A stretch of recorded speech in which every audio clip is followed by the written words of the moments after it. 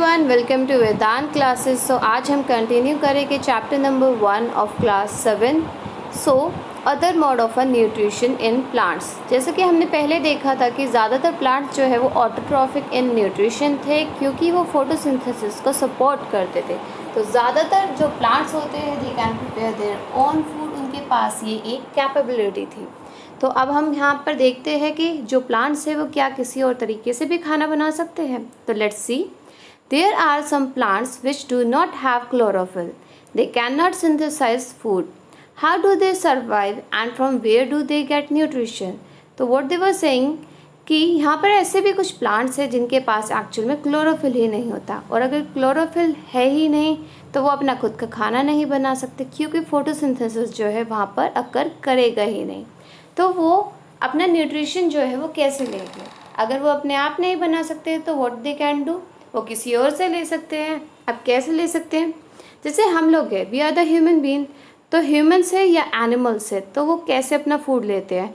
हम अपने फूड के लिए दूसरों के ऊपर डिपेंडेंट होते हैं। That is why we are the heterotrophic. तो हमारा हेट्रोट्रॉफिक मोड ऑफ न्यूट्रिशन क्यों होता है? क्योंकि हम अपना खाना खुद नहीं बना पाते, क्योंकि हमें रॉ मटेरियल जो है वो कहीं ना कहीं से चाहिए होता है। तो ज़्यादातर हम डिपेंडेंट होते हैं या तो एनिमल्स पर या फिर प्लांट्स पर। दैट इज़ डिपेंडेंट कि आप वेजिटेरियन हो या आप नॉन वेजिटेरियन हो। After that what you can सी कि अगर हम हेट्रोट्रॉफिक मोड ऑफ न्यूट्रिशन की बात करते हैं तो इसका मतलब है that the plant is unable to prepare their own food. That is why the plant is actually dependent on any other species और द अदर प्लांट्स। तो आप यहाँ पर फिगर में देख सकते हो कि यहाँ पर एक ट्री है, that is a green colour tree, और उसके ऊपर येलो कलर की कुछ जाली जैसा है। तो ये जो जाली जैसा है दैट इज़ अ प्लांट, जिसके बारे में अब हम पढ़ेंगे।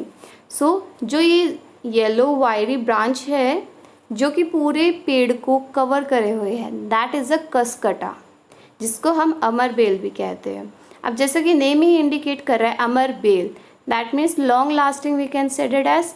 तो होता क्या है कि ये जो येलो कलर की बेल है ये क्या करती है, ये किसी भी एक पेड़ के ऊपर पूरी तरीके से अपने आप को चढ़ा लेती है।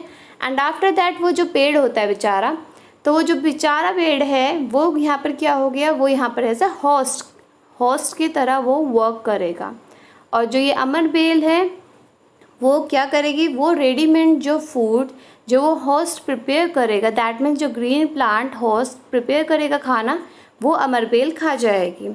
तो अगर ये अपना खाना नहीं बना रही है बट ये दूसरे का खाना खा रही है, तो रेडीमेड फूड जो है प्लांट एक्चुअल में प्रिपेयर कर रहा है, ये उसको ईट कर रही है।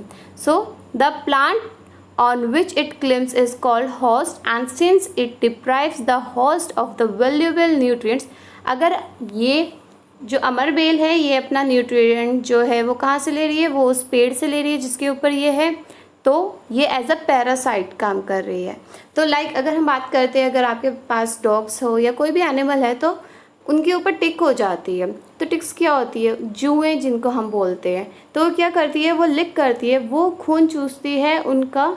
जैसे कि अगर मैं बात करती हूँ डॉग की, तो डॉग के ऊपर जो टिक होती है वो क्या करती है, वो वहाँ पर चिपक जाती है, और वहाँ से तो वो न्यूट्रिशन कहाँ से ले रही है, वो उस डॉगी पे से ले रही है। तो वहाँ पे डॉग जो है वो एज अ होस्ट होता है, और वो जो टिक है that will be like a amar bel. तो वो टिक जो है वो अमर बेल की तरह एक्ट करती है, और वो एक पैरासाइट होती है। तो पैरासाइट क्या होता है, जो दूसरों से अपना न्यूट्रिशन ले लेते हैं without any kind of a permission. तो वो कोई परमिशन नहीं मांगते एंड वो अनऑफिशियली एक तरीके से उनका खून चूस रहे होते हैं। ठीक है। After that see here you can see in this picture as well, यहाँ पर आपको पूरी अच्छी तरीके से दिख रहा होगा कि ये जो येलो कलर की बेल है इसने पूरा का पूरा एक्चुअल में पेड़ पूरा कवर कर चुका है। तो वो जो पेड़ है उसका तो कोई अस्तित्व ही नहीं रहा, वो तो बेचारा क्यों प्रिपेयर कर रहा है फूड कि ताकि अमर बेल उसको खा ले। तो वो यहाँ पे वो एज अ होस्ट वर्क कर रहा है, और अमर बेल जो है वो यहाँ पे एज अ पैरासाइट वर्क कर रही है। सो पैरासाइट क्या होता है, प्लांट और the animal that live in और ऑन अनदर प्लांट और animal and get its food from it. तो पैरासाइट्स वो होते हैं जो कि किसी भी प्लांट पे या एनिमल्स में या तो उसके ऊपर रहते हैं या वो उसके अंदर रहते हैं, और वो अपना न्यूट्रिशन जो है वो होस्ट से ले लेते हैं। After that other mode of a nutrition. तो अगर हम न्यूट्रिशन की बात करते हैं तो प्लांट्स में अलग अलग तरीके से भी हो सकता है। तो सबसे पहले हमने बात की है पैरासिटिक। तो अमरबेल क्या है, वो पैरासाइट की तरह वर्क करती है और अपना न्यूट्रिशन जो है होस्ट से ले लेती है। अब हम दूसरे की बात करते हैं। हैव यू सीन और heard of a plant that can eat animals. तो आपने ये तो सुना ही है कि जो एनिमल्स है वो एक्चुअल में प्लांट्स खाते हैं। क्या कोई प्लांट्स भी एनिमल्स खाते हैं? तो यस, यहाँ पर इस तरह के प्लांट्स भी एक्चुअल में है जो कि क्या करते हैं, जो कि एनिमल्स को खाते हैं, इंसेक्ट्स को खाते हैं। तो ये कितना इंटरेस्टिंग है। सो सच प्लांट मे बी ग्रीन और सम ऑफ अदर कलर। तो वो जो प्लांट्स है वो ग्रीन भी हो सकते हैं और किसी और कलर के भी हो सकते हैं। जैसे आप देख रहे हो यहाँ पर थोड़ा सा ग्रीन कलर है, इसमें ग्रीन कलर है, बट बाकी जो है वो कलरफुल है। So these all are what these are. So let's find out ये क्या है। तो पिक्चर लाइक और द जग लाइक स्ट्रक्चर। तो हम यहाँ पे बात कर रहे हैं एक पिक्चर प्लांट की जिसके पास एक जग लाइक स्ट्रक्चर है, जो कि क्या है, जो कि उसकी लीफ का एक मॉडिफाई पार्ट है। तो इसमें होता क्या है, आई विल टेल यू। सी, यहाँ पर जैसे एक नॉर्मल पत्ती होती है, तो पत्ती के जो बिल्कुल एंड पॉइंट होता है उसको हम कहते हैं एपेक्स, और वो जो है वो थोड़ा सा एनलार्ज होके यहाँ पे as a cup like shell बना देता है। तो ये इस तरीके से कप बना देता है।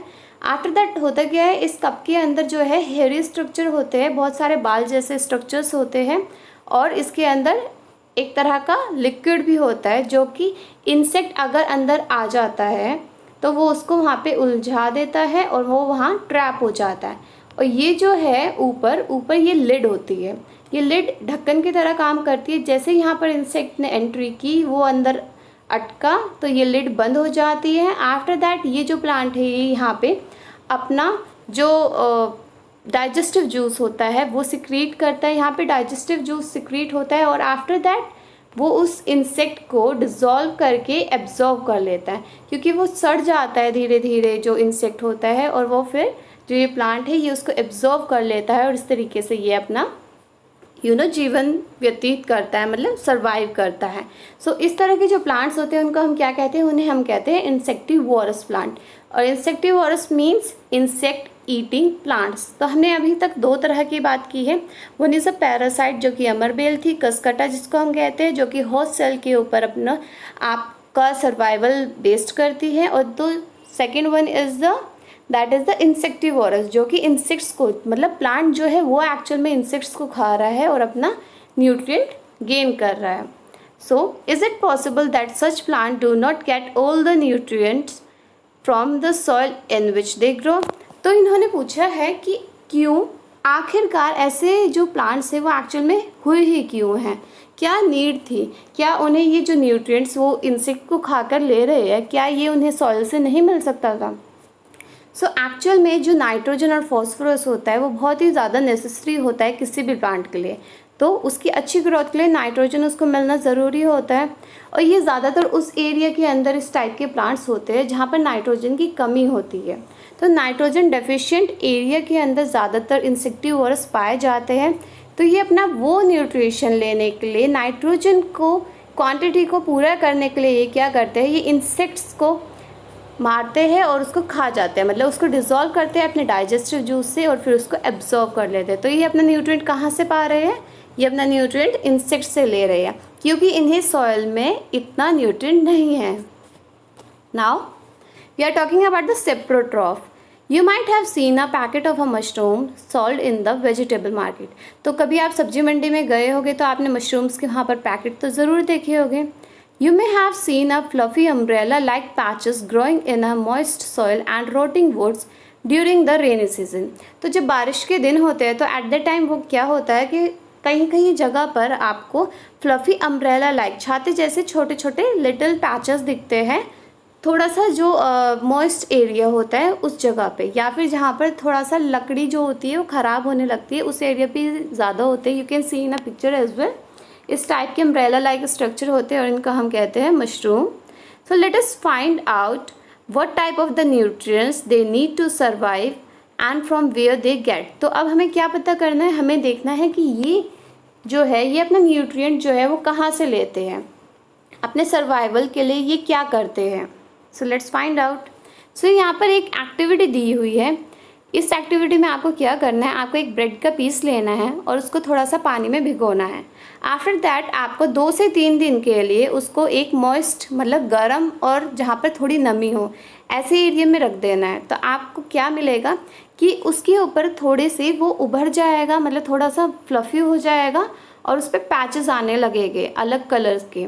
तो आपको वो कलर देखना है कि वो कलर कौन सा है और फिर आपको वो माइक्रोस्कोप के या किसी भी मैग्नीफाइंग ग्लास के अंदर उस पैचेस को देखना है, उसका पैटर्न देखना है और उसके बाद आपको वो ऑब्जर्वेशन करनी है। तो आप क्या फाइंड आउट करोगे कि उसके अंदर एक कॉटन लाइक स्ट्रक्चर, मतलब छोटे छोटे थ्रेड लाइक स्ट्रक्चर आपको दिखेंगे पूरे के पूरे ब्रेड पे। अब वो क्या है, तो उन्हें हम कहते हैं fungus, that is a fungi. And उनका जो मोड ऑफ न्यूट्रिशन है वो बिल्कुल अलग होता है जो अभी तक हमने बात की है, क्योंकि वो क्या करते हैं, वो ब्रेड से अपना न्यूट्रिएंट ले रहे हैं और इस तरह के जो मोड ऑफ न्यूट्रिशन है तो वो क्या कर रहा है, वो अपना न्यूट्रिएंट जो है वो किसी डेड और डिकेइंग मैटर से ले रहा है, मतलब जो ऑलरेडी सड़ गए हैं या फिर गल गए हैं, मतलब सड़े गले और वी कैन से जो कि मर चुके हैं, ऐसी चीज़ से वो अपना न्यूट्रिएंट ले रहा है। तो इस तरह के न्यूट्रिएंट को हम कहते हैं सेप्रोट्रॉफिक न्यूट्रिशन। सो सेप्रोट्रॉफिक न्यूट्रिशन जो डेड एंड डिकेइंग पार्ट को या मैटर को खाता है। तो इस तरह के जो ऑर्गेनिजम्स होते हैं जो कि सेप्रोट्रॉफिक मोड ऑफ न्यूट्रिशन को फॉलो करते हैं, उसी को हम क्या कहते हैं, उसको हम कहते हैं सेप्रोट्रॉफ्स। फंगाई जो होते हैं ये हमारे अचार में भी आ सकते हैं, अगर लेदर की कोई चीज़ है उसमें भी लग सकता है, अगर कोई गीला कपड़ा काफ़ी दिन से है उसमें सीलन है तो उसमें भी हो जाते हैं, या फिर अगर हमारा काफ़ी कोई एरिया ऐसा है जहाँ पर बहुत दिनों से सफाई नहीं है तो वहाँ पर भी कई बार ये फंगस लग जाते हैं। और रेनी सीज़न में ये बहुत सारी चीज़ें, रेनी सीज़न में अगर आपने देखा होगा तो सब्जियां जो है वो बहुत जल्दी ख़राब होने लगती है। तो उसका एक कहीं ना कहीं एक कारण यही होता है क्योंकि ह्यूमिड एनवायरनमेंट होता है और वहाँ से फंगस जो है वो लग जाता है। आफ्टर दैट जो फंगल स्पोर्स होते हैं वो ज़्यादातर जो है एक्चुअल में वो एयर में प्रेजेंट होते हैं। बस उनका काम क्या होता है कि जैसे उन्हें अपना एरिया मिलता है वो उस पर लैंड कर जाते हैं, जहाँ पर भी उन्हें थोड़ा सा नमी वाला और गर्म एरिया मिलता है वो वहाँ पे लैंड करते हैं और वहाँ पे वो जर्मिनेट करने लगते हैं, तो डिवाइड होने लगते हैं, ग्रो करने लगते हैं और उसकी वजह से वो उस चीज़ को पूरी तरीके से सड़ा देते हैं, ख़राब कर देते हैं एंड आफ्टर दैट उसको एब्जॉर्व करना स्टार्ट कर देते हैं। तो उनका survival dead and decaying parts के ऊपर होता है। कुछ ऑर्गेनिजम्स ऐसे भी होते हैं जो कि एक साथ रहते हैं, जो अपना घर भी शेयर करते हैं और न्यूट्रिएंट भी शेयर करते हैं। ये होता है फोर्थ टाइप ऑफ न्यूट्रिशन। तो ये कौन सा होता है, that is the symbiosis. Symbiosis में क्या होता है कि जो फंगस होता है, फंगाई होता है, वो रहता है प्लांट की रूट में, ठीक है, और प्लांट जो है वो क्या कर रहा है, वो उसको प्रोवाइड कर रहा है। अब देखो यहाँ पे जो फंगाई है या वो एल्गी है, तो यहाँ पे ये दोनों क्या कर रहे हैं, ये सिम्बायोसिस मतलब दोनों की रजामंदी। तो यहाँ पर जो फंगस है वो क्या कर रहा है, वो उस प्लांट को पूरा प्रॉपर न्यूट्रिएंट दे रहा है सॉइल से लेकर और पानी भी दे रहा है, और जो प्लांट है प्लांट उसको खाना दे रहा है। तो यहाँ पर दोनों का विन विन कंपटीशन हो गया कि यहाँ पे एक्चुअल में कंपटीशन नहीं हुआ, विन विन सिचुएशन हो गई, दोनों को मिल रहा है तो दोनों खुश हैं। और इसी को हम कहते हैं लाइकन। इसमें क्या होता है, एक क्लोरोफिल कंटेनिंग पार्टनर होता है जो कि क्या है, दैट इज़ द एल्गा, और एक फंगस होता है जिसका काम क्या है, वो एक तो प्रोटेक्शन का काम करता है, उसको शेल्टर का काम करता है, और वो वाटर और मिनरल जो है वो सॉइल से उस प्लांट को दे देता है।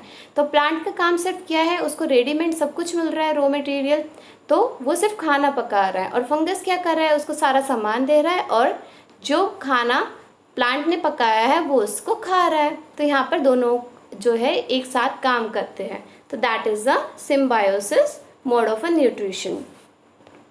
So in our next class we will talk about कि how the nutrition are replenished in the soil, कि जो farmers होते हैं वो टाइम पर जो मैन्योर्स होते हैं या फर्टिलाइजर्स होते हैं वो खेतों में क्यों डाले जाते हैं। So in a next video we will discuss this. So thank you for watching। और अगर अभी तक आपने वेदांत क्लासेस को सब्सक्राइब नहीं किया है तो please subscribe it so that आगे आने वाली वीडियो आपको सबसे पहले मिले। Thank you for watching. Have a nice day.